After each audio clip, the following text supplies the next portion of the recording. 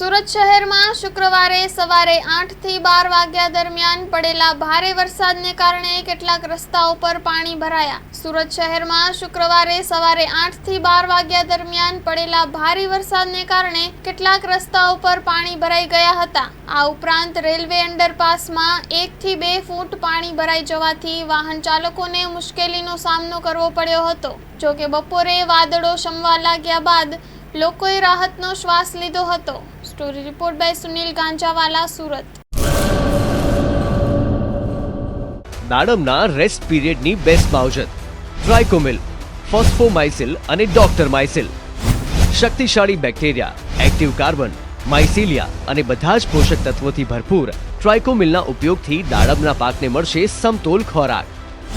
Active carbon ધરાવતા ઉચ્ચ ગુણવત્તાયુક્ત ફોસ્ફેટિક ખાતર ફોસ્ફોમાઇસિલ દ્વારા દાડમનું વધુ ઉત્પાદન આપવા માટે છોડ બનશે સક્ષમ.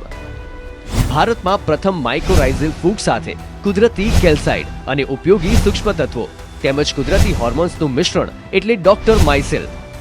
ડોક્ટરમાઇસિલના ઉપયોગથી તંતુમૂળને પોષણ અને રક્ષણ મળશે અને સાથે જ પોષણયુક્ત દાડમના છોડની ઉત્પાદન ક્ષમતામાં વધારો થશે. દાડમની ખેતીને બનાવો દમદાર, રેસ્ટ પીરિયડમાં પોષણ આપો જોરદાર. 2 દાયકાથી ખેડૂતોના વિશ્વાસનું પ્રતીક. Agri Mycil Bioscience private limited.